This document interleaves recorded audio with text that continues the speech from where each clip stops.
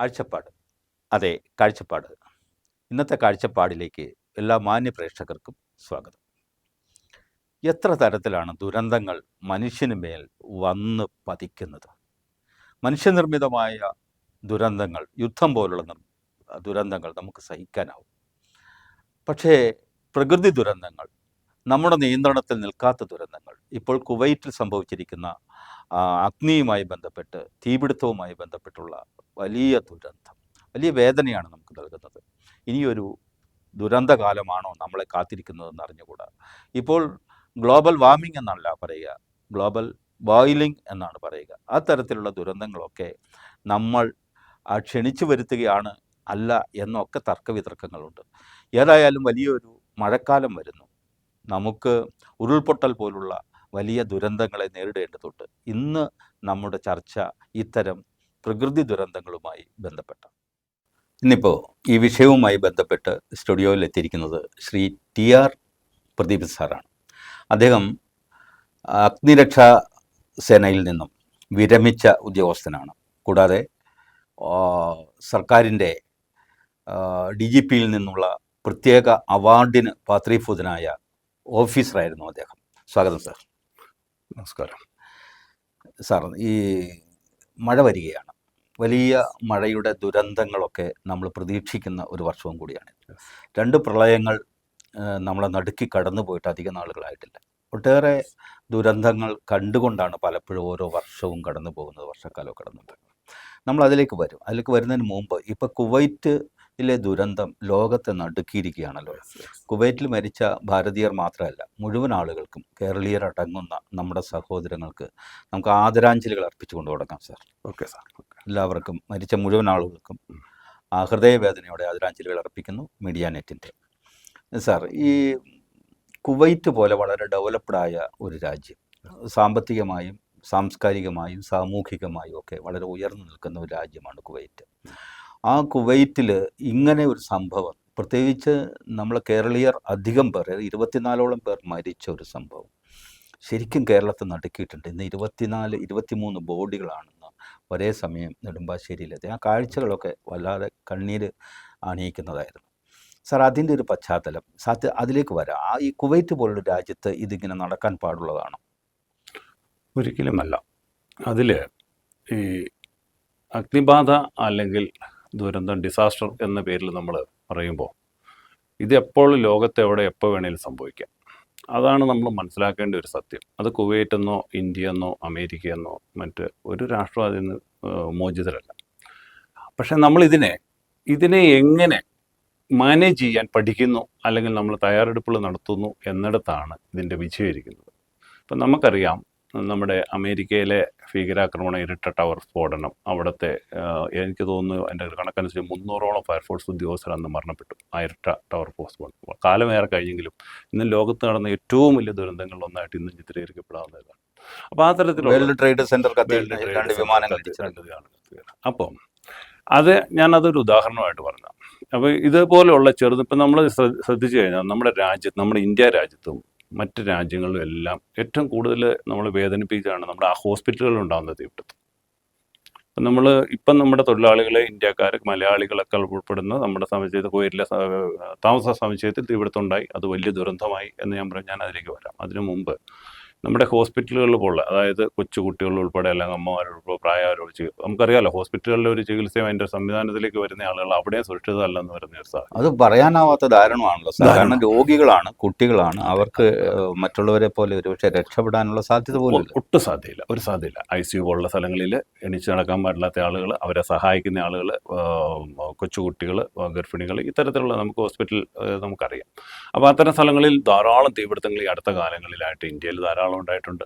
ഈ കഴിഞ്ഞ ദിവസങ്ങളിൽ തന്നെ ബോംബെ പോലുള്ള സ്ഥലങ്ങളിൽ തന്നെ വലിയ തീപിടുത്തങ്ങൾ എല്ലാ ദിവസവും തന്നെ മിക്കവാറും സംഭവിക്കുന്നുണ്ട്. കോഴിക്കോട് സംഭവിക്കുന്നു.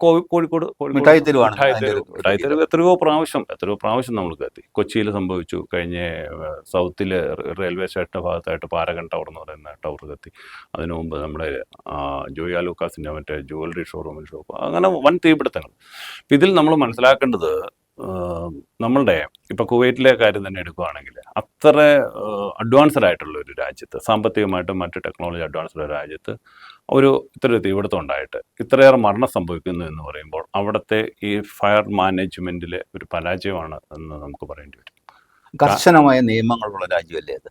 തീർച്ചയായിട്ടും കർശനമായ നിയമങ്ങൾ എന്നാണ് നമ്മൾ മനസ്സിലാക്കുക. കാരണം ഗൾഫ് കൺട്രീസ് എല്ലാം തന്നെ ഇത്തരം സേഫ്റ്റി കാര്യങ്ങളിലുള്ള വലിയ അവയർനെസ്സും വലിയ പ്രിക്കോഷൻസും ഒക്കെ എടുക്കുന്ന ആളുകളാണ്, മുൻകരുതലുകൾ. അപ്പോൾ ഇതിൽ ഈ തീപിടുത്തത്തെ നമുക്ക്, അതല്ലെങ്കിൽ ഏത് ദുരന്തത്തെ, തീപിടുത്തത്തെ പ്രത്യേകിച്ച് നിയന്ത്രിക്കണമെന്നുണ്ടെങ്കിൽ ഇതിൽ നമ്മുടെ സമൂഹത്തെ ഒന്നാകെ നമ്മൾ ഇതിന് ബോധവൽക്കരണം നടത്തണം. ഈ ആളുകൾ, ഒരു തീപിടുത്തം ഉണ്ടായിക്കഴിഞ്ഞാൽ, അഗ്നിബാധ ഉണ്ടായാൽ, താൻ താമസിക്കുന്ന വീട് വലുതോ ചെറുതോ, തൻ്റെ ഇടം എത്രയാണേലും അവിടെ നിന്ന് എങ്ങനെ രക്ഷപ്പെടാം, അല്ലെങ്കിൽ എന്താണ് നമ്മൾ ചെയ്യേണ്ടത്, അതിൻ്റെ അവയർനെസ് എന്താ, ഈ കാര്യങ്ങളെക്കുറിച്ച് ഈ സമൂഹത്തിന്, വ്യക്തികൾക്ക്, സമൂഹത്തിന്, പ്രത്യേകിച്ച് കുട്ടികൾക്ക് വലിയൊരു ക്ലാസ്സും അവയർനെസ്സും നമ്മൾ കണ്ടിന്യൂ ആയിട്ട് കൊടുത്തേരിക. ഇത്തരം ദുരന്തങ്ങൾ ഉണ്ടാകുമ്പോൾ മാത്രമല്ല നമ്മൾ ഇതിലേക്ക് നമ്മളുടെ ഇത് വരേണ്ടത്. നമ്മൾ ഈ ജീവിക്കുന്ന സമൂഹത്തിൽ സുരക്ഷിതമായിട്ട് ജീവിക്കാനുള്ള അവകാശം ഉള്ളപ്പോൾ അതിനെ ബലപ്പെടുത്താൻ, അല്ലെങ്കിൽ അതിനെ സാധൂകരിക്കാൻ വേണ്ടുന്ന എല്ലാവിധം ഗവൺമെൻറ്റിൻ്റെ ഭാഗത്തുനിന്നും ഡിപ്പാർട്ട്മെൻറ്റിൻ്റെ ഭാഗത്തുനിന്നും എല്ലാം ഉണ്ടാവേണ്ടതുണ്ട്. ഈ ഫയർ സേഫ്റ്റിയൊക്കെ കുറിച്ചൊക്കെ നമ്മൾ പറയുമ്പോൾ ഇപ്പോൾ കുവൈറ്റിൽ നടന്ന അടുത്തടുത്ത കെട്ടിടങ്ങളുള്ള ഇതിൻ്റെ ഇടയിൽ ഒരു കെട്ടിടമാണല്ലോ, നമുക്ക് അങ്ങനെയാണ് നമുക്ക് മനസ്സിലാക്കാൻ കഴിയുന്നത്, അതിൻ്റെ ദൃശ്യത്തിൽ നിന്ന് മനസ്സിലാക്കാൻ കഴിയുന്നത്. ഒരു 5 നില കെട്ടിടം, അതിനേക്കാൾ അത്ര വലിയൊരു കെട്ടിടമൊന്നുമല്ല. സാർ, ഈ കെട്ടിടം പണിയുമ്പോൾ സ്വാഭാവികമായിട്ട് ഫയർ ആൻഡ് സേഫ്റ്റി ഒക്കെ നോക്കുമല്ലോ, പക്ഷേ ഈ അതിൻ്റെ ഒരു സേഫ്റ്റി വാൽവ് അല്ലെങ്കിൽ ഒരു എസ്കേപ്പിംഗ് ലാഡേഴ്സ് ഒക്കെ ഉണ്ടല്ലോ, അതൊന്നും പല ബിൽഡിങ്ങിനും ഇല്ലല്ലോ. അതെന്തുകൊണ്ടായിരിക്കും?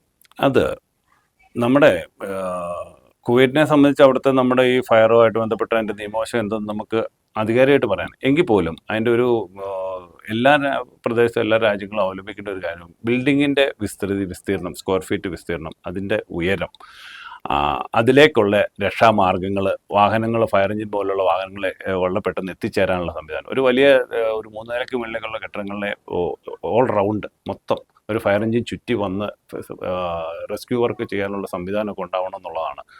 ഇപ്പം നമ്മുടെ കുവൈറ്റിലൊക്കെ അതുണ്ടെന്ന് തോന്നുന്നു. അവിടെ അപകടം നടന്ന ബിൽഡിങ്ങിൻ്റെ തൊട്ടുമുറ്റത്ത് തന്നെ ഫയർ എഞ്ചിനുകളൊക്കെ പാർക്ക് ചെയ്ത് നമുക്ക് കാണാം. പക്ഷേ എനിക്ക് മനസ്സിലാക്കാൻ കഴിയുന്നത് അവിടെ ഈ ആളുകൾക്ക്, പ്രത്യേകിച്ച് ആളുകൾ മരിച്ചത് മുഴുവൻ പുക ശ്വസിച്ചിട്ടാണ്.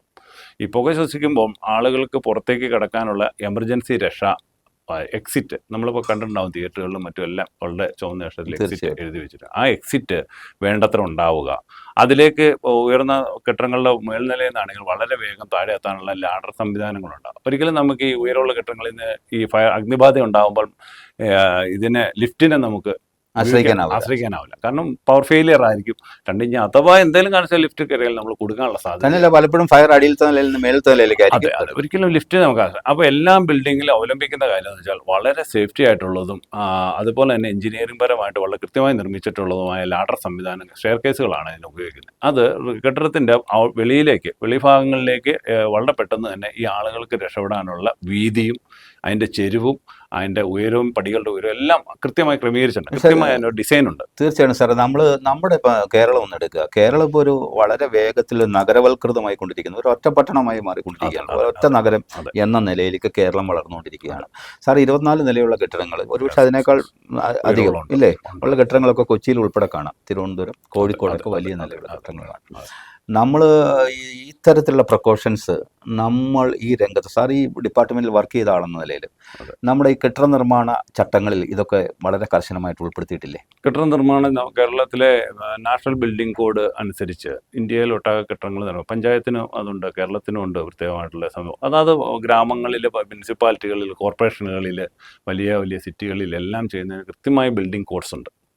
അത് അവലംബിക്കുന്നുണ്ട് എന്ന് ചോദിച്ചാൽ നമുക്കുണ്ടെന്ന് ഒറ്റ വാക്കിൽ പറയാമെങ്കിൽ പോലും അത് എത്രമാത്രം വിജയകരമാണ്. അതല്ലെങ്കിൽ നമ്മുടെ കേരളം പോലുള്ള പരിമിതമായ ഒരു സ്ഥലത്ത്, നമുക്കറിയാമല്ലോ നമ്മുടെ കേരളത്തിൽ റോഡ് നിർമ്മാണത്തിനും ബിൽഡിംഗ് നിർമ്മാണത്തിനും മറ്റുമെല്ലാം സ്ഥലങ്ങൾ വളരെ പരിമിതമാണ്. എല്ലാ ആളുകളുടെ കയ്യിലാണ്. ഇത് വിട്ടുകിട്ടുക എന്നുള്ളത് ഗവൺമെൻറ്റിനെ സംബന്ധിച്ചൊക്കെ വലിയ ബുദ്ധിമുട്ടുണ്ടാകുന്ന കാര്യം. ഉള്ള സ്ഥലങ്ങളിലേക്ക് ഞെക്കി ഉയർന്ന നിലകൾ, പ്രത്യേകിച്ച് കൊച്ചിയോ അല്ലെങ്കിൽ നമ്മുടെ എല്ലാ സിറ്റികളും, പ്രത്യേകിച്ച് കൊച്ചി ആയിരിക്കും അതിനകത്ത് ഏറ്റവും കൂടുതൽ എനിക്ക് തോന്നുന്നു. കാക്കനാട് പോലുള്ള പ്രദേശങ്ങൾ വലിയ 30 നിലകളുള്ള വലിയ സമുച്ചയങ്ങൾ നമ്മൾ കെട്ടിപ്പോകുന്നുണ്ട്. ഇവിടെ നിന്നുള്ളൊരു സുരക്ഷാ സംവിധാനം നമുക്കിപ്പം ഈ കുവൈറ്റിൻ്റെ വെറും 5 നില മാത്രമുള്ള ഒരു കെട്ടിടത്തിൽ ഒരു അഗ്നിബാധ ഉണ്ടായപ്പോൾ ഇത്രയേറെ മരണവും ഇത്രയേറെ കാഷ്വാലിറ്റി ഉണ്ടായിട്ടുണ്ടെങ്കിൽ കേരളം പോലുള്ളൊരു സ്ഥലത്ത് നമ്മുടെ ഫ്ലാറ്റുകളിലുണ്ടാകുന്ന അഗ്നിബാധ എത്രമാത്രം പ്രിവെൻറ്റ് ചെയ്യാൻ കഴിയും? ഒരുപക്ഷെ അനിയന്ത്രിതമായിരിക്കും എന്ന് നമുക്ക് തോന്നുന്നു അല്ലേ? നിയന്ത്രണം ഇപ്പോൾ ഇത്രയേറെ ഫയർഫോഴ്സുകളൊക്കെ ഉണ്ടെങ്കിൽ പോലും ഇതിന് സംവിധാനത്തിന് ചെന്ന് പെട്ടെന്ന് എത്താൻ കഴിയാത്ത തരത്തിലേക്ക് തീർച്ചയായിട്ടും നമുക്ക് അതിലേക്ക് ഇപ്പോൾ ഒരു ഫ്ലാറ്റ് സമുച്ചയമാണെങ്കിൽ സാറേ, അല്ലെങ്കിൽ ഒരു ഷോപ്പിംഗ് മാളുകളാണേലും, ഇപ്പോൾ ലുലു മാൾ പോലുള്ള അല്ലെങ്കിൽ ഷോപ്പിംഗ് മാളുകളാണേലും, അല്ലെങ്കിൽ മറ്റു കോംപ്ലക്സുകളാണേലും, അല്ലെങ്കിൽ നമ്മുടെ എറണാകുളത്തെ ബ്രോഡ്വേ ഒക്കെ അറിയാമല്ലോ, നമുക്ക് എല്ലാവരെയും പരിചയമുള്ളതാണ്. ബ്രോഡ്വേയിലൊക്കെ ധാരാളം തീപിടുത്തങ്ങൾ ഉണ്ടായിട്ടുണ്ട്. ഇവിടെ എല്ലാം പ്രശ്നം എന്ന് വെച്ചാൽ ഫയർഫോഴ്സിൻ്റെ വാഹനങ്ങൾക്ക് സുഗമമായിട്ട് കടന്നു ചെല്ലാവുന്ന ഒരു സംവിധാനം നമ്മുടെ കേരളത്തിലെ ഒരു റോഡുകളിലോ ഒരു സിറ്റികളിലോ ഇല്ല. വലിയ യൂറോപ്യൻ നാടുകളിലും എനിക്ക് തോന്നുന്നു ഗൾഫ് കൺട്രീസിലും ഒക്കെ തന്നെ ഒരു എമർജൻസി ഉണ്ടായിക്കഴിഞ്ഞാൽ റോഡുകളെല്ലാം മറ്റുള്ള പബ്ലിക് വാഹനങ്ങളെ ബ്ലോക്ക് ചെയ്തുകൊണ്ട് ഫയർഫോഴ്സിൻ്റെ വാഹനങ്ങൾക്കും എമർജൻസി റെസ്ക്യൂ ആംബുലൻസ് പോലുള്ള റെസ്ക്യൂ ആളുകൾക്ക് എത്തപ്പെടാനുള്ള വളരെ ബൃഹത് സംവിധാനം അതാണല്ലോ വേണ്ടത്. ഇത് ഫയർഫോഴ്സിന്റെ വണ്ടി എന്നല്ല, ആംബുലൻസ് ഒക്കെ സാർ ശ്രദ്ധിച്ചിട്ടില്ലേ? പലപ്പോഴും വരുമ്പോൾ മുന്നേ പോകുന്ന വാഹനക്കാരനൊന്നും മാറ്റി കൊടുക്കാൻ പോലും വല്ലാതെ വിഷമിക്കുന്നു. അത് ആ തരത്തിലുള്ള ഒരു അവയർനെസ് നമ്മുടെ നാട്ടുകാർക്ക് ഇല്ലെന്ന് എനിക്ക് തോന്നുന്നു. ഇല്ല. നമ്മൾ അപ്പോൾ അങ്ങനെ വന്നു കഴിയുമ്പോൾ ഫയർഫോഴ്സ് എത്തി പ്രവർത്തിക്കാൻ തുടങ്ങുമ്പോഴത്തേനും ഈ ജനങ്ങളെ നിയന്ത്രിക്കാനുള്ളൊരു പ്രശ്നം എൻ്റെ സർവീസ് കാലത്ത് എനിക്ക് ഏറ്റവും അധികം ബോധ്യപ്പെട്ടിരിക്കുന്നത്. കാരണം എക്സ്പീരിയൻസർ അല്ലാത്ത, ഇതിനെക്കുറിച്ച് കാര്യമായ പരിചയമൊന്നും ഇല്ലാത്ത, ഈ റെസ്ക്യൂ വർക്കിൽ പരിചയമൊന്നും ഇല്ലാത്തതാണ് നമ്മുടെ പബ്ലിക് ഭൂരിപക്ഷവും.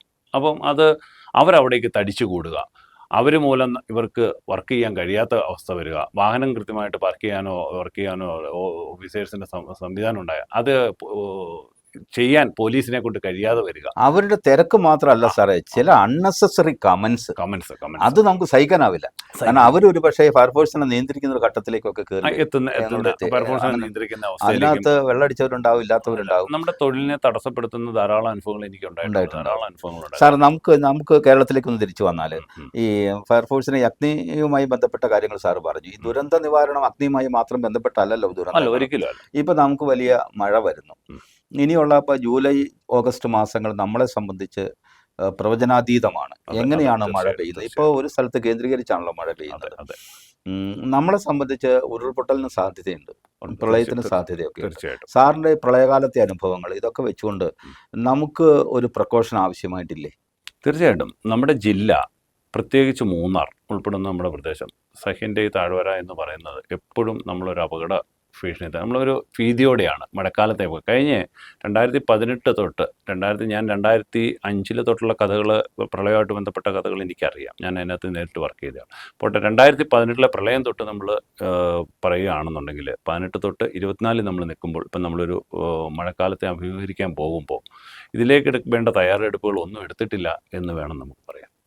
കാരണം അത് കേവലം ഒരു ഫയർ ആൻഡ് റെസ്ക്യൂ സർവീസിൻ്റെ മാത്രം ചുമതലയോ അല്ലെങ്കിൽ ജില്ലയിലുള്ള ഡിസാസ്റ്റർ മാനേജ്മെൻറ്റിൻ്റെ മാത്രം ചുമതലയോ അല്ല. അതിനെ ഏകോപനം ഉണ്ടാക്കുക, അല്ലെങ്കിൽ കളക്ടറുടെ കീഴിലുള്ള ഡിസാസ്റ്റർ മാനേജ്മെൻറ്റ്, അതിലൂടെ fire and rescue service, police, ഇതര സംവിധാനങ്ങൾ, ധാരാളം പ്രൈവറ്റ് ഏജൻസികളെല്ലാം നമുക്ക് റെസ്ക്യൂ മേഖലയിൽ വർക്ക് ചെയ്യുന്നുണ്ട്. എന്നിരുന്നാലും ഇതിൻ്റെ ഒരു ഏകീകരണമില്ല.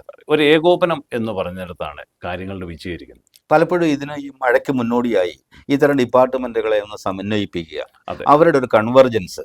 ഈ കൺവെർജൻസിന്റെ കാര്യത്തിൽ നമ്മൾ പലപ്പോഴും പിന്നി പോകുന്നുണ്ട്. സാറിന് ഇപ്പോൾ 2005 മൂന്നാറിലുണ്ടായ ഒരു ദുരന്തം, അന്തോണിയാർ കോളനി, 8 പേരാണെന്ന് തോന്നുന്നു അല്ലേ? 8 പേര് മരിച്ച എൻ്റെ ഓർമ്മയിലുള്ളത്. ഈ അന്തോണിയാർ കോളനിയിലെ ആ മണ്ണിടിച്ചിൽ കല്ലാർ റൂട്ടിലാണ്, അതായത് നല്ലതണ്ണി റൂട്ടിൽ കല്ലാറിലേക്ക് പോകുന്ന വഴി തന്നെ, ആ വഴിയിലാണ് ഈ സംഭവം എന്ന് പറയുന്നത്. ഇപ്പോഴും ഒരു പരിധിവരെ അത് ഭീഷണിയായിട്ടാണ് നിൽക്കുന്നത്. അവിടെ നമ്മുടെ ഭൂചലനങ്ങൾ നിരീക്ഷിക്കാൻ വേണ്ടി അവിടെ ഇത് സ്ഥാപിച്ചിട്ടുണ്ട്. കേന്ദ്ര ഗവൺമെൻറ് തന്നെ അവിടെ മാപിനികളൊക്കെ സ്ഥാപിച്ച് അതിൻ്റെ ഇത് പൾസെല്ലാം അപ്പോൾ റീഡ് ചെയ്യുന്നു. നമ്മുടെ കൊല്ലം നമ്മുടെ അമൃത ഇൻസ്റ്റിറ്റ്യൂട്ട് മറ്റാണ് അതിൻ്റെ ആളുകൾ അതിൻ്റെ റീഡിങ് എടുത്തിട്ട് കൃത്യമായിട്ടും ഗവൺമെൻറ്റിന് അതിനുള്ള റിപ്പോർട്ടുകൾ വളരെ ഇതായിട്ട് കൊടുക്കുന്നുണ്ട്. റവന്യൂ ഡിപ്പാർട്ട്മെൻറ്റ് അതിൻ്റെ ഡേറ്റകളൊക്കെ ശേഖരിക്കുന്നുണ്ട്. അതിനുശേഷം സാർ പെൻസ്റ്റോക്കിൻ്റെ പന്നിയാർ പൗറോസുമായി ബന്ധപ്പെട്ട് ഉണ്ടായ പെൻസ്റ്റോക്ക് ദുരന്തത്തിലെ മരണങ്ങൾ, പിന്നീട് സാറ് പെട്ടിമുടിയിലെ ദുരന്തം, വലിയ ദുരന്തമായിരുന്നു. അത് വലിയ ദുരന്തം. ഇതിലൊക്കെ സാറ് വളരെ സ്തുത്യർഹമായ സേവനം അനുഷ്ഠിച്ചതാണ്, നേരിട്ട് പരിചയമുണ്ട്. ഇതിൻ്റെയൊക്കെ അനുഭവം സാർ ഒന്ന് വിശദീകരിക്കാമോ? ഞാൻ എൻ്റെ സർവീസ് കാലത്ത് നമ്മുടെ കേരളം ശ്രദ്ധിക്കപ്പെട്ടിട്ടുള്ള എല്ലാ ദുരന്തമുഖങ്ങളിലും വർക്ക് ചെയ്യേണ്ട അവസരം ഉണ്ടായിട്ടുണ്ട്. വർക്ക് ചെയ്യാൻ ഒരു തലത്തിൽ പറയുമ്പോൾ അങ്ങനെ വർക്ക് ചെയ്തു എന്ന് പറയുന്നത് അതൊരു ദുഃഖമാണ്. കാരണം വർക്ക് ചെയ്യേണ്ടി വന്നു എന്നുള്ളൊരു ദുഃഖമാണ്. പക്ഷേ ആ ദുരന്തങ്ങളുടെ ഒരു റെസ്ക്യൂവിൻ്റെ മെയിൻ ഭാഗമാകാൻ കഴിഞ്ഞു എന്നുള്ളത് എനിക്കൊരു അഭിമാനം നൽകുന്ന കാര്യവും കൂടിയാണ്. അപ്പോൾ അതിൽ 2005 നമ്മുടെ അന്തോണിയാർ കോളനി ഉരുൾപൊട്ടലുണ്ട്. അതിൻ്റെയൊക്കെ ഒരു നേർസാക്ഷ്യം എന്ന് പറഞ്ഞാൽ സാറ് നമുക്ക് ആ മണ്ണിടിച്ചിലുണ്ടാകുന്ന എൻ്റെ കൺമുന്നിലാണെന്ന് ഞാൻ പറയും.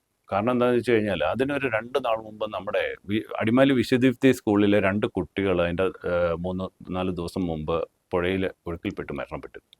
ആ കുട്ടികളെ കണ്ടെത്തുന്നതിനുള്ള തെരച്ചിലിൻ്റെ ഭാഗമായിട്ട് ഞാൻ 3 ദിവസത്തോളം അടിമാലിയുടെ പുഴയിൽ, ദേവിയാർ പുഴയുടെ ഭാഗങ്ങളിൽ തീരങ്ങളിൽ തെരച്ചിലായിരുന്നു. അപ്പോൾ അത് ഒരു കുട്ടിയെ മാത്രം നമുക്ക് കണ്ടെത്താൻ കഴിഞ്ഞുള്ളൂ. ഒരു കുട്ടി ഇന്നും നമ്മൾ കണ്ടെത്തിയിട്ടില്ല.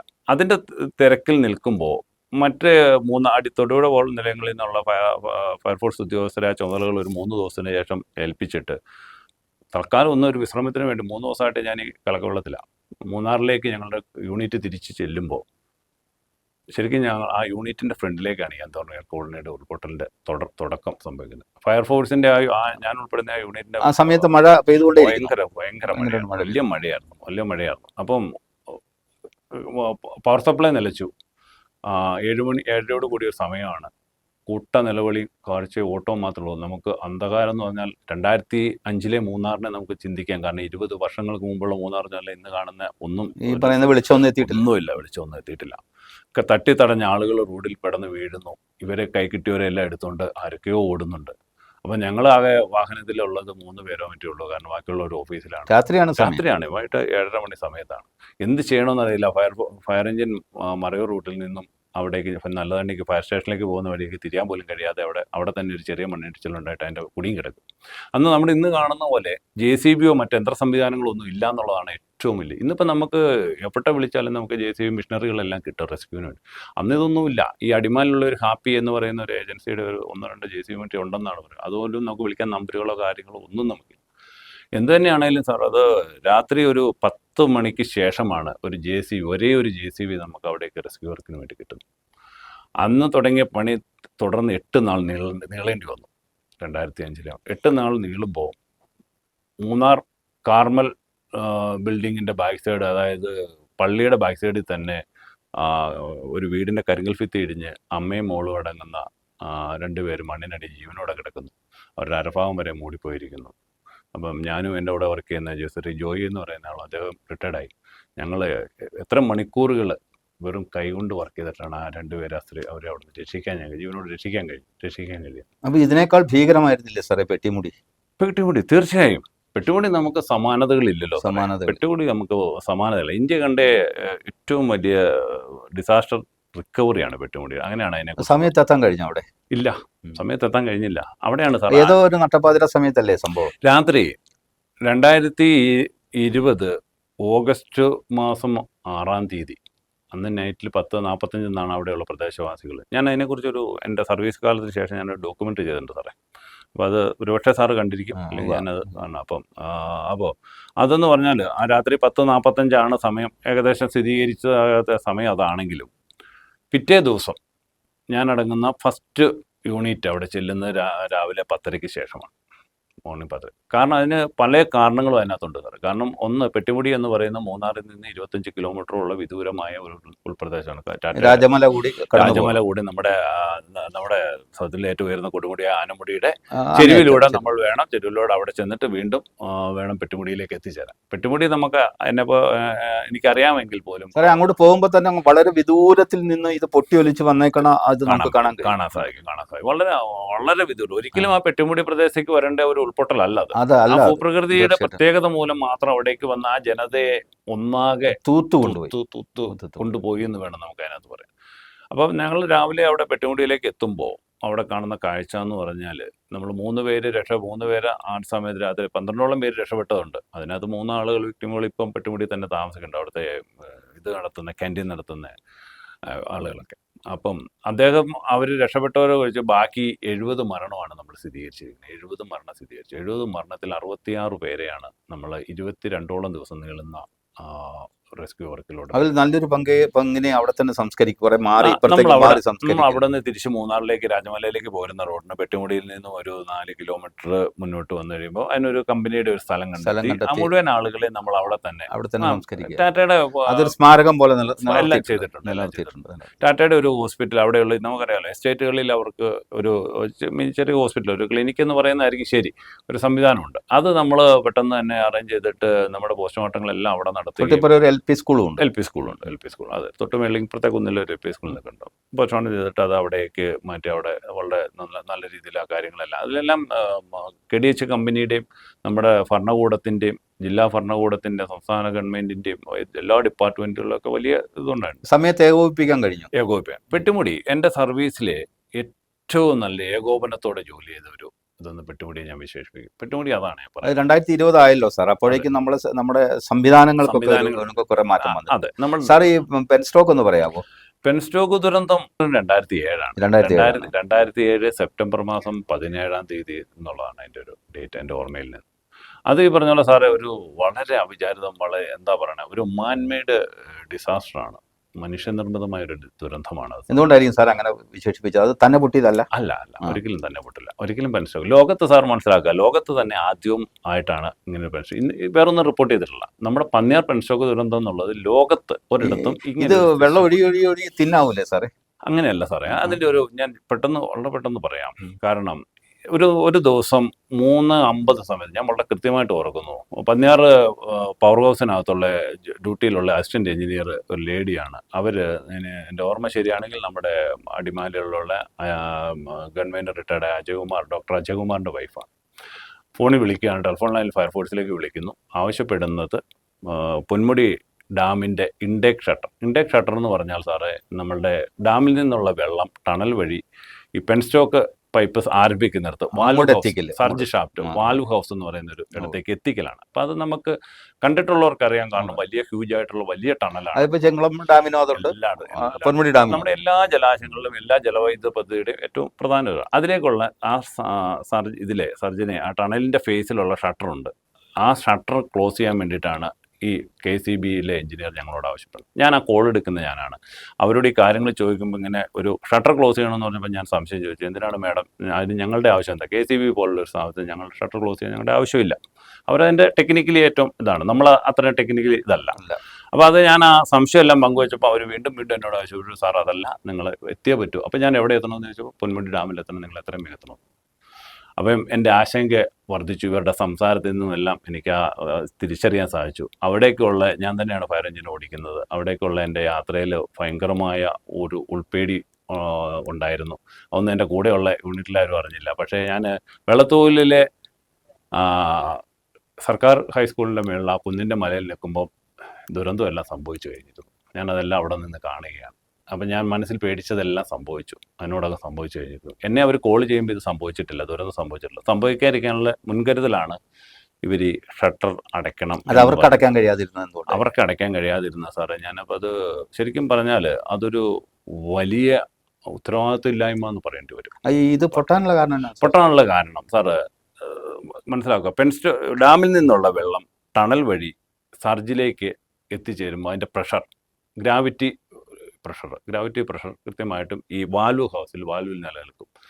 അത് നമ്മൾ ഷട്ടർ ക്ലോസ് ചെയ്ത് വളരെയേറെ മണിക്കൂറുകൾ കഴിഞ്ഞ് ഇതിലേക്കുള്ള ബൈപ്പാസ് വാൽവുകളൊക്കെ തുറന്നു വിട്ട് വെള്ളത്തിൻ്റെ പ്രഷർ റെഗുലൈസ് ചെയ്താൽ മാത്രമാണ് വാൽവ് ഹൗസിൽ നമുക്കൊരു മെയിൻ്റനൻസ് പരിപാടി നടക്കുകയുള്ളൂ. കാരണം നമുക്ക് ചിന്തിച്ചാൽ മനസ്സിലാവും, ഡാമിൽ എത്ര വാട്ടർ പ്രഷർ നിൽക്കുന്നുണ്ടോ അത് ഡയറക്റ്റ് നമ്മുടെ ഈ സർജ് തുടങ്ങുന്നിടത്ത് വാൽവ് ഹൗസിൽ പ്രഷർ അവിടെ ഉണ്ടാവും. കാരണം അത് ഗ്രാവിറ്റിയാണ്, ഗ്രാവിറ്റി ഫോഴ്സാണ്. നമുക്ക് വേറെ ഒന്നും അവിടെ ഇല്ല, ഗ്രാവിറ്റി ഫോഴ്സിൽ അറിയാമല്ലോ, അത് അവിടെ നിലനിൽക്കും. അപ്പോൾ നമുക്ക് ആദ്യമേ എന്തിനാണോ ഞങ്ങളെ വിളിച്ചത് അത് ആദ്യം ചെയ്യണമായിരുന്നു. ആ പ്രവൃത്തി ആദ്യം ചെയ്ത് ആ ഷട്ടർ അവിടെ ക്ലോസ് ചെയ്ത് വെള്ളത്തിൻ്റെ പ്രഷർ റെഗുലൈസ് ചെയ്തതിന് ശേഷം മാത്രമാണ് വാൽവ് ഹൗസിൽ ഒരാൾ പ്രവേശിക്കാൻ പോലും പാടുള്ളൂ. അത് തെറ്റിച്ചുകൊണ്ട് ഇവരുടെ KCBയുടെ 8ഓളം ഉദ്യോഗസ്ഥർ വാൽവ് ഹൗസിൽ പ്രവേശിക്കുകയും അവരുടെ അറിവില്ലായ്മയാണോ അതോ ഭയപ്പാടാണോ, ഈ പെൻസ്റ്റോക്കിലുണ്ടായ ലീക്ക് പെട്ടെന്ന് അപകടകരമാവും എന്നുള്ള ചിലപ്പോൾ ഭയപ്പാടായിരിക്കും അവർ. കാരണം ലീക്ക് വർദ്ധിച്ചു വരുമ്പം പെൻസ്റ്റോക്കിൽ പൊട്ടലുണ്ടാവുന്ന എന്തെങ്കിലും അവർ എന്ത് തന്നെ പറഞ്ഞാലും അവരുടെ ആ വളരെ കരുതലില്ലായ്മ എന്ന് പറയാം, ആ തരത്തിലുള്ള ഒരു ഇടപെടലിലാണ് ഈ പെൻസ്റ്റോക്കിലേക്ക് വെള്ളം കടത്തിവിടുന്ന ഒരു വാൽവ് സംവിധാനമുണ്ട്, ഷട്ടർ സംവിധാനമുണ്ട്. അതൊരു ഹൈഡ്രോളിക് കൺട്രോൾഡാണ്. അതിനെ വളരെ പെട്ടെന്ന് ക്ലോസ് ചെയ്തു ഇവർ. വളരെ പെട്ടെന്ന് ഇവർ ക്ലോസ് ചെയ്തപ്പോൾ സംഭവിച്ചത് ടണലിലെ പ്രഷർ നിൽക്കുകയും ഡാമിലെ പ്രഷർ അതേപടി വാൽവ് ഹൗസിൻ്റെ അവിടെ നിൽക്കുകയും ഇവരിവിടെ പെട്ടെന്ന് ബ്ലോക്ക് ചെയ്യുമ്പോൾ നമ്മൾ ചുമ്മാ വെറുതെ ചിന്തിച്ചാൽ മതി, മലമോളിൽ നിന്ന് ഒഴുകിയെത്തുന്ന ഒരു ഹോസിലൂടെ വരുന്ന ഒരു വെള്ളത്തിനെ നമ്മൾ പെട്ടെന്ന് അടയ്ക്കാൻ ശ്രമിച്ചാൽ സംഭവിക്കുന്നത്. അതാണ് സംഭവിച്ചത്. 48 ബോൾട്ടുകളായിരുന്നു ആ ഇതിനെ വെച്ച് മുറുക്കിയിരുന്നത്, അതിൻ്റെ ഫേസ് വെച്ച് മുറുക്കിയിരുന്നത്. അത്രയും ബോൾട്ടും മുഴുവൻ കട്ടായി പോവുകയും വലിയ അളവിലുള്ള വെള്ളം ഈ ഇതിലേക്ക് നിറയുകയും ചെയ്തു. അപ്പോൾ ഇത് കഴിഞ്ഞു പോയ ചില ദുരന്തങ്ങളെ സംബന്ധിച്ചാണ് സാറേ. നമുക്ക് വളരെ കുറഞ്ഞ സമയമാണല്ലോ നമുക്കുള്ളത്. അതെ അതെ കുറഞ്ഞ സമയത്തിനുള്ളിൽ നമുക്ക് സാർ നമ്മൾ ഈ പ്രകൃതി പ്രത്യേകിച്ച് ഉരുൾപൊട്ടലാണ് നമ്മൾ നേരിടുന്ന വലിയൊരു ഭീഷണി.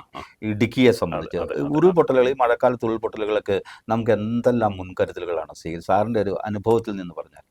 സാർ, നമുക്ക് നമ്മുടെ ഈ കുടിയേറ്റ ജനതയാണല്ലോ നമ്മുടെ ഇടുക്കിയിലുള്ളത്.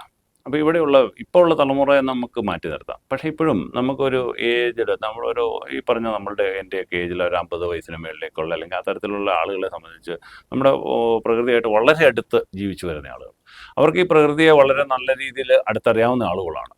അപ്പം മുൻകാലങ്ങളിലെല്ലാം നമ്മൾ ഇവിടെ എല്ലാം ജീവിച്ചിരിക്കുന്നതൊക്കെ ഈ ഇത്തരം കാര്യങ്ങളെ മുന്നേ മനസ്സിലാക്കാനുള്ള ഒരു അറിവും ശേഷിയും ഈ നമുക്കുണ്ടായിരുന്നു എന്നുള്ളത് നമ്മുടെ ഒരു മുൻകരുതലിൻ്റെ ഭാഗമാണ്. നിർഭാഗ്യവശാൽ ഇപ്പം അതില്ല. ഇപ്പം അതിന് നമുക്ക് ശാസ്ത്രീയ സംവിധാനങ്ങളുടെ സഹായം ആവശ്യമാണ്. അപ്പം ഇതിലൂടെ നമ്മളുടെ ഭൂമിയിൽ ശരിക്കും ഉരുൾപൊട്ടൽ ഉണ്ടാകുന്ന വെച്ചാൽ സോയിൽ പൈപ്പിംഗ് എന്ന് പറയുന്ന ഒരു പ്രതിഭാസമാണ് ഉരുൾപൊട്ടലിന് കാരണമാകുന്നത്. ശാസ്ത്രീയമായിട്ടുള്ള ഏറ്റവും പ്രധാന ഉരുൾപൊട്ടൽ കാരണം സോയിൽ പൈപ്പിംഗ് ആണ്. മണ്ണിനടിയിലുള്ള ജലം ഒരു പൈപ്പിംഗ് പോലെ പോവുകയും ആ ജലത്തോടൊപ്പം അവിടുത്തെ പാറയെല്ലാം ഒലിച്ചു പോവുകയും ലാസ്റ്റ് മുകളിൽ നിൽക്കുന്ന മണ്ണിൻ്റെ ലെയറും താഴെയുള്ള പാറയുടെ ലെയറുമായിട്ടുള്ള ബന്ധം അങ്ങ് വിടും. അപ്പം മലയുടെ ചെരുവും അവിടെയുള്ള ലോഡും അവിടെയുള്ള വൃക്ഷങ്ങളും പാറക്കൂട്ടങ്ങളും എല്ലാം അടങ്ങുന്നത് വെള്ളത്തോടു കൂടി ഒറ്റ ശക്തിയിലേക്ക് പോകും. അതിൻ്റെ പ്രഷറിനൊന്നും നമുക്ക് അളക്കാനോ എടുക്കാനൊന്നും കഴിയത്തില്ല.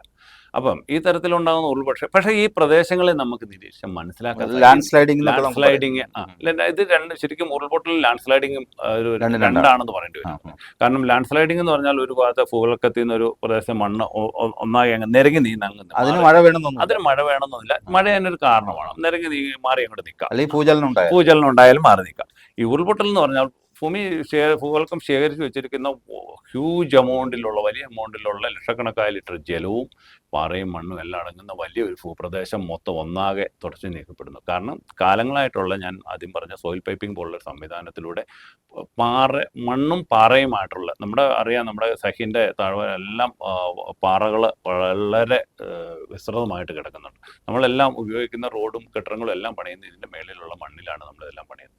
ഉദാഹരണത്തിന് മൂന്നാർ നമ്മുടെ ആർട്സ് കോളേജുകളുടെയൊക്കെ അവസ്ഥ നമുക്കിപ്പോൾ മനസ്സിലാവും. ആർട്സ് കോളേജിൻ്റെ ഒരു അവസ്ഥ മനസ്സിലാവും. പക്ഷേ നമ്മളെ സംബന്ധിച്ചിടത്തോളം ഏറ്റവും നമ്മളെ ഞെട്ടിപ്പിച്ചത് പെട്ടിമുടി തന്നെയായിരുന്നു. കാരണം അവിടെ അങ്ങനെ ഒരു ദുരന്തത്തിനുള്ള സാധ്യത അടുത്തെങ്കിൽ നമ്മൾ കണ്ടിരുന്നില്ല. ഇല്ല. അപ്പം അത് കണ്ടിരുന്നില്ല എന്ന് പറയുമ്പോൾ സാറേ, നമ്മൾ വനത്തിനുള്ളിൽ നടക്കുന്ന ഈ സോയിൽ പൈപ്പിംഗ് സംവിധാനം നമുക്ക് കാണാനുള്ള അവസരം ഇല്ലെന്നുള്ളതാണ് അതിനകത്തെ കാര്യം. വനാന്തരത്തിലല്ലേ അവിടെ പലപ്പോഴും ഞാൻ ചോദിക്കുന്നത്, ഈ മലയടിവാരങ്ങൾ താമസിക്കുന്ന ഹതഭാഗ്യരായ ആളുകളുണ്ടല്ലോ ഒത്തിരി പേർ. ഇപ്പൊ ഇടുക്കിയെ സംബന്ധിച്ച് പകുതിയിലധികം ആളുകളും ഉരുൾപൊട്ടൽ സാധ്യതയുള്ളിടത്താണ് താമസിക്കുന്നത്. അതെ അതെ ഇല്ല. അപ്പൊ അത് മുൻകൂട്ടി അറിയാനൊന്നും മുൻകൂട്ടി അറിയാൻ നമ്മൾ ഇത്തരം ദുരന്ത മേഖലയാണെന്ന് നമ്മൾ അതിനൊരു മാപ്പിംഗ് ഉണ്ടായി കഴിഞ്ഞാൽ ഗവൺമെന്റ് സംവിധാനത്തിൽ അവിടെ സിസ്മോഗ്രാഫോ ആ തരത്തിലുള്ള ഈ ഭൂചലനങ്ങളെ അളക്കാൻ ശേഷിയുള്ള ശാസ്ത്രീയ സംവിധാനങ്ങളെ കൊടുത്തുകൊണ്ട് റെഡ് അലർട്ട് കൊടുക്കാം. അതിന്റെ ആ ഡേറ്റകൾ ശേഖരിക്കാം. ഇപ്പൊ നമ്മൾ ഞാൻ ആദ്യം പറഞ്ഞ നമ്മുടെ 2005 അന്തോണിയാർ കോളനിയിൽ അത് ഇപ്പോഴും പ്രവർത്തിക്കുന്നുണ്ട്. അത് മറ്റേ പ്രൈവറ്റ് ഏജൻസികൾ ഒക്കെയാണ് കൂടുതൽ അത് ചെയ്യുന്നത്. ഇല്ല, ഫയർഫോഴ്സിന് അത്തരം കാര്യങ്ങളെ തിരിച്ചറിയാനുള്ള ശാസ്ത്രീയ സംവിധാനങ്ങളൊന്നും. പക്ഷേ ഞാൻ 2018 പ്രളയകാലത്ത് അടിമാലിയിലെ ഒരു വീട്ടിൽ ഫയർഫോഴ്സുകാർ കയറി ചെന്ന് അതിന്റെ വീടിന്റെ വേറൊരു ഭാഗം ഇടിഞ്ഞു. ഒരു ഭാഗം ഇടിഞ്ഞപ്പോൾ ആ വീട് ചിലപ്പോൾ ഇടിഞ്ഞേക്കും, പക്ഷെ ഇപ്പോൾ ഇടിഞ്ഞിട്ടില്ല. ആ വീട്ടുകാരെ ബലമായി തന്നെ ഒഴിപ്പിച്ചു കൊണ്ടുപോകുന്നത് ഞാൻ കണ്ടു. അതൊക്കെ ഫയർഫോഴ്സ് ചെയ്യാം. അത് നമ്മുടെ ഫയർഫോഴ്സിന് ഇപ്പൊ സാറേ, ഞാനിപ്പോൾ 30 കൊല്ലം സർവീസ് ചെയ്ത് പുറത്തിറങ്ങിയ ആളാണ്.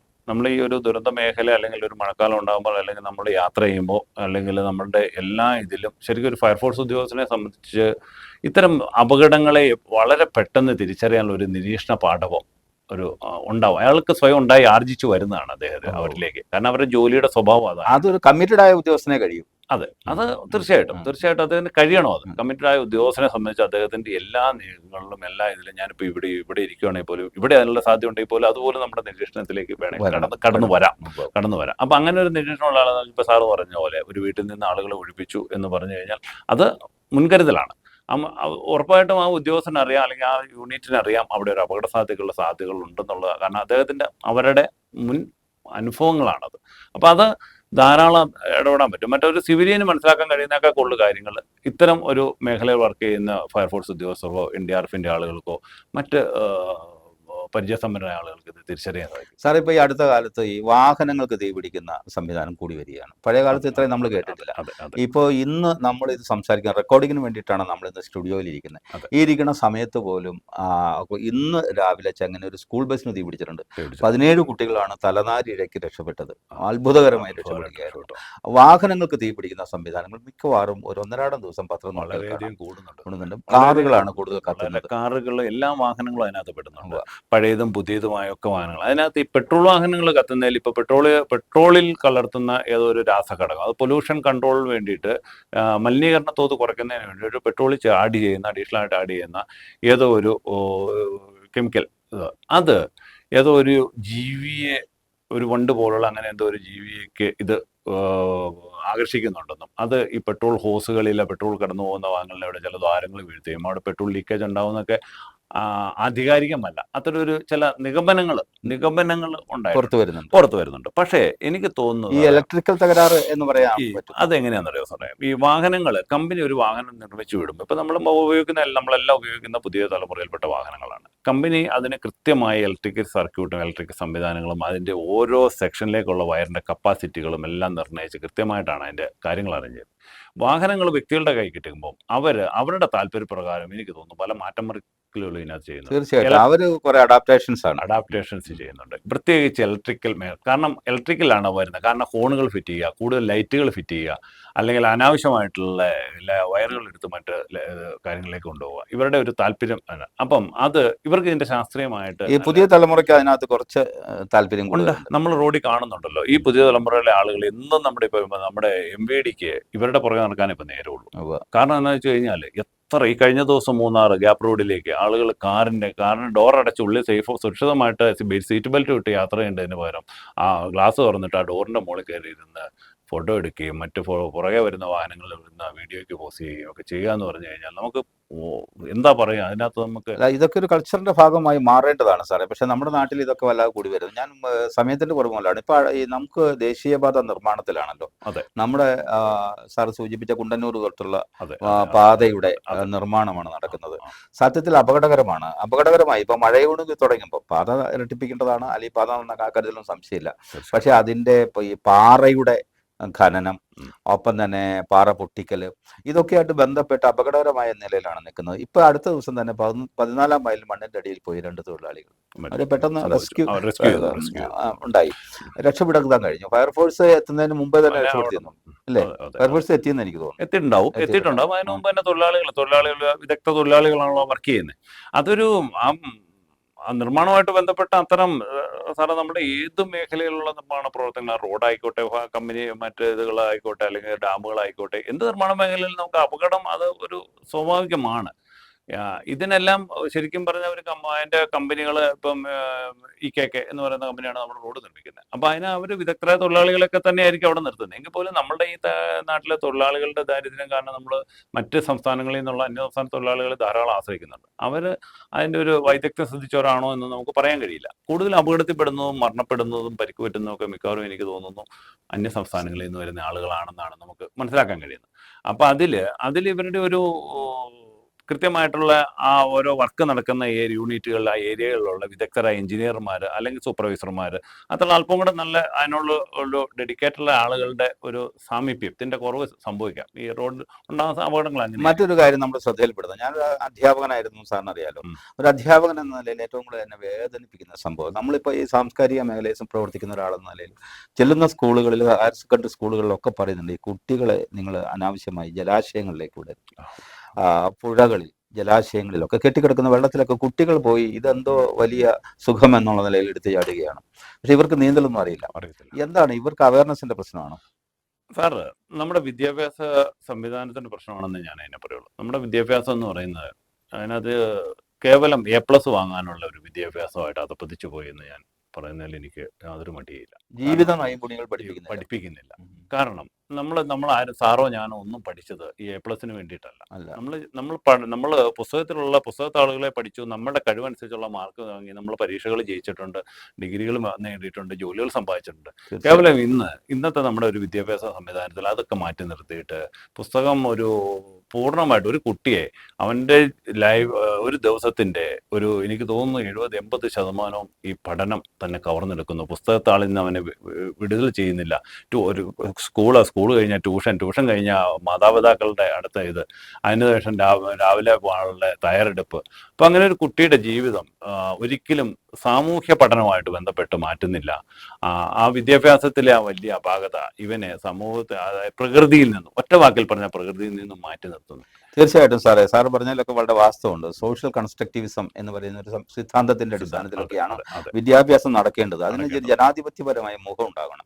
പക്ഷെ സാറ് പറഞ്ഞ പോലെ നോളജ് ഓറിയന്റഡ് ആയ ഒരു വിദ്യാഭ്യാസം നടക്കുമ്പോൾ ഒരു വിജ്ഞാന കേന്ദ്രീകൃതമായ ഒരു വിദ്യാഭ്യാസമാണ് ഇപ്പോൾ നടക്കുന്നത്. ആ വൈജ്ഞാനികത അല്ലെങ്കിൽ ആ വിജ്ഞാനം ജീവിതത്തിന് ഉപകരിക്കുന്നില്ല എന്നുള്ളതാണ് ഏറ്റവും വലിയൊരു കാര്യം. സ്വന്തം ജീവൻ നിലനിർത്താൻ പോലും ഉപകരിക്കാത്ത ഒരു വിദ്യാഭ്യാസം നമുക്ക് എന്തിനാണ്? അതവിടേക്കാണ് നമ്മുടെ പാഠ്യപദ്ധതിയിലെ ചില മാറ്റങ്ങളൊക്കെ അധ്യാപകരും ശ്രദ്ധിക്കേണ്ടത്.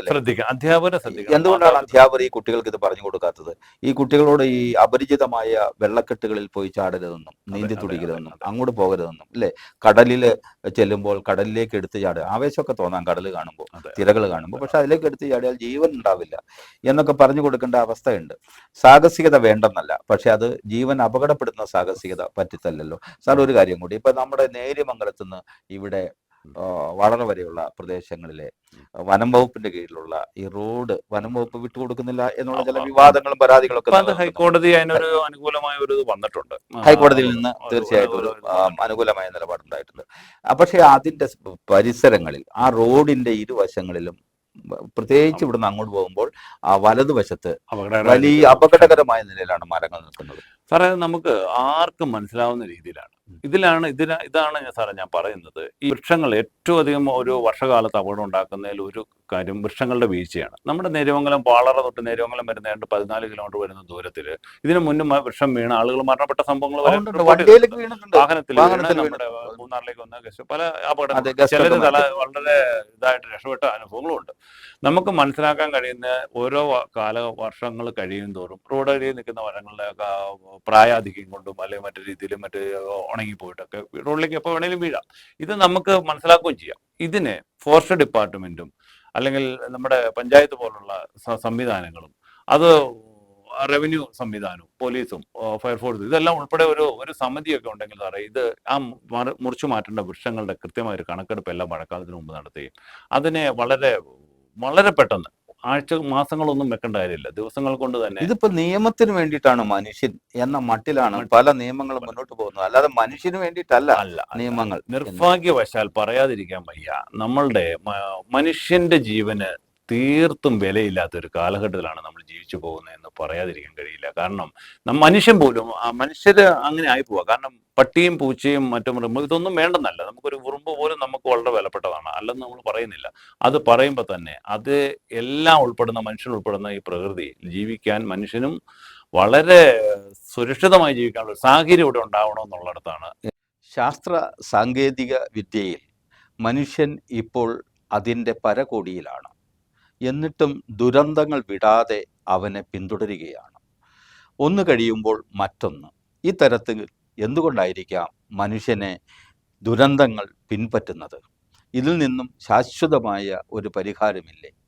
പക്ഷേ മനുഷ്യൻ്റെ ജാഗ്രതക്കുറവ്, മുൻകരുതൽ കുറവ് ഒക്കെ ഇതിന് കാരണമായി വരാം. ഏതായാലും നമുക്ക് ജാഗ്രതയോടെ ജീവിക്കാം. നന്ദി, നമസ്കാരം.